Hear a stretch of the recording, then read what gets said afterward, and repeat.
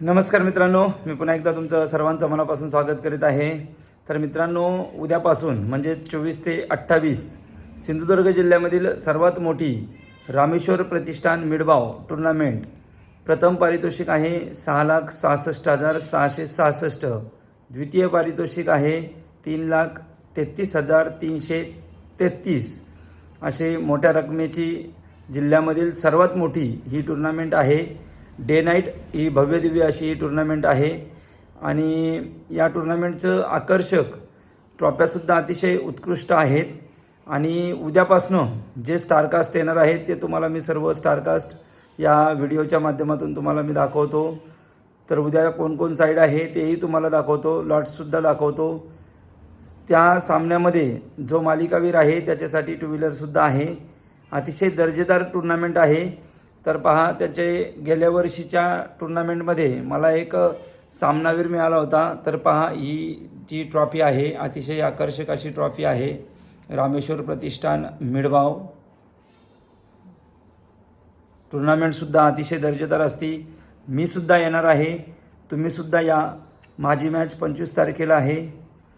तत्पूर्वी या व्हिडिओमध्ये तुम्हाला मी उद्या कोण स्टारकास्ट येणार आहेत ते तुम्हाला मी सर्व पुढे दाखवतो। तर हे पहा मित्रांनो, या टूर्नामेंटचं बॅनर आहे। जिल्ह्यातील सर्वात मोठी क्रिकेट स्पर्धा आहे, डे नाईट लीग आहे आणि 16 संघांचा समावेश आहे। श्री रामेश्वर प्रतिष्ठान मिडबाव डे नाईट टूर्नामेंट आहे। प्रथम पारितोषिक आहे 6,66,666, रनरअप 3,33,333, प्रवेश फी आहे 60,000 आणि ही टूर्नामेंट उद्यापासूनच म्हणजे 24 ते 28 फेब्रुवारी मालिकावीरसाठी खास आकर्षक टू व्हीलर।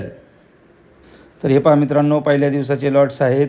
पहिलीच मॅच पुणे विरुद्ध बांदेश्वर बांदा रोहित स्पोर्ट्स, म्हणजेच या दोनही संघामध्ये एका साईडने पुण्याचे सर्व खेळाडू असतील आणि दुसऱ्या साईडने रोहित स्पोर्ट्स बांदा, म्हणजेच संपूर्ण साईड डिंगडॉंगची आहे।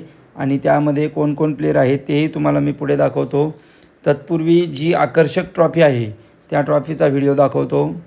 तर ही पहा मित्रांनो, अतिशय आकर्षक सुंदर बनवलेली एक्स ब्रँड ट्रॉफी पहा, अतिशय आकर्षक अशी ट्रॉफी आहे। ही सामनावीरसाठी ट्रॉफी आहे आणि ही चॅम्पियन्स आणि रनरअपसाठी बघा, अतिशय सुंदर अशा या ट्रॉफ्या आहेत। तर या ट्रॉफी मिळवण्यासाठी 16 संघ मैदानात उतरणार आहेत। भरपूर स्टारकास्ट मैदानामध्ये उतरणार आहेत। तर हे पहा, त्या ठिकाणचं स्टेज वगैरे सुरुवात चालू आहे।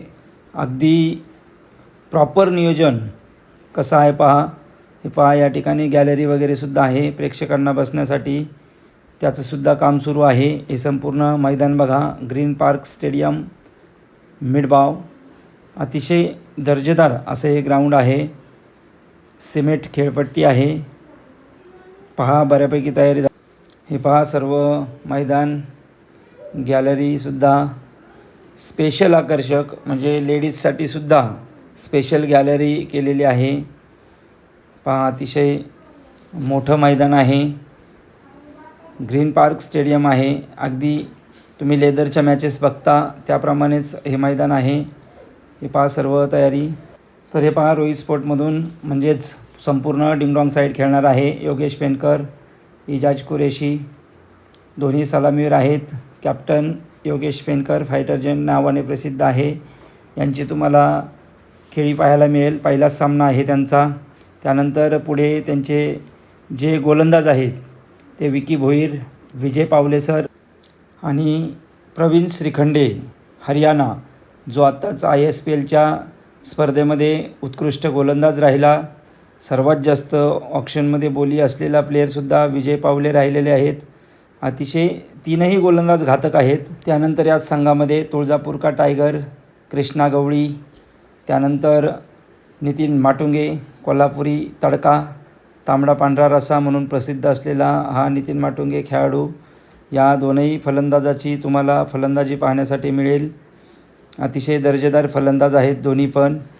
त्यानंतर साताऱ्याचा भूषण गोळे ऑलराऊंडर प्लेयर आहे, बॅटिंग बॉलिंग अतिशय घातक अशी गोलंदाजी करतो आणि फलंदाजी तेवढीच घातक आहे। त्यानंतर रजत मुंडे, त्याची तुम्ही गोलंदाजी ISPLमध्ये बघितली असेल, परंतु या डिंगडॉंग संघामध्ये तो फलंदाजी चांगली करतो म्हणून तो फलंदाज म्हणूनच संघामध्ये आहे. पुणे संघामध्ये प्रफुल्ल पाटील, सचिन मोरे, डॉन असे भरपूर फलंदाज गोलंदाज आहेत. तेही तुम्हाला मी पुढे सांगतो. संग्राम शिंदे, अमोल शेळके, मनोज कदम, राहुल राजपूत, प्रतीक, विरेन, प्रसाद साळुंके, अभिषेक कुजर असे सर्वच मातब्बर खेळाडू तुम्हाला पुण्याच्या संघामध्ये दिसतील. कारण की पुण्याच्यासुद्धा 2-3 साईड आहेत. 25ला सुद्धा पुण्याची एक साईड आहे. तेही तुम्हाला मी पुढे कोण प्लेयर आहेत ते तुम्हाला मी सांगेल. त्यानंतरचा मॅच आहे गोवा आणि स्वामी समर्थ स्पोर्ट. तर गोव्यामधील हे स्टारकास्ट रजत कुडाळकर या फलंदाजाला कोण विसरेल. कारण की मिडबावच्या या ग्रीन पार्क स्टेडियममध्ये त्याने पहिलं शतक झळकवलेलं आहे आणि तो एकमेव प्लेयर आहे रजत कुडाळकर. आणि त्यानंतर दुसरा प्लेयर आहे तो घुंगरू गौरेश नागवेकर. यालाही कोण विसरू शकत नाही.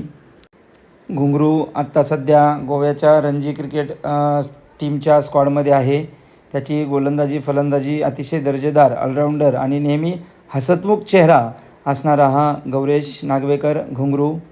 त्यानंतर त्या संघामध्ये साहिल असेल, त्यानंतर समर्थ गवस असेल, आपाली पुनाजी, त्यानंतर भरपूर असे प्लेयर आहेत. त्या संघाचा कॅप्टन आपाली करंगुटकर, त्यानंतर समर्थ गवस, साहिल वांगणकर असे भरपूर त्यांच्या संघामध्ये सुद्धा चांगले प्लेयर आहेत. रोहन साळगावकर असे भरपूर गोव्याच्या टीममध्ये सुद्धा प्लेयर बघायला मिळतील. तर मित्रांनो, व्हिडिओ आवडला असेल तर चॅनलला सबस्क्राईब करायला विसरू नका. लाईक, शेअर आणि भरभस अशा कमेंट करा. मला पुढच्या दिवसाची सुद्धा अतिशय सुंदर दर्जेदार माहिती या व्हिडिओमधून मी सांगण्याचा प्रयत्न करेल. प्रॉपर कोण प्लेयर येणार आहेत ते सुद्धा मी तुम्हाला सांगण्याचा प्रयत्न करेल. तर मित्रांनो, भेटू आपण पुढील व्हिडिओमध्ये. धन्यवाद.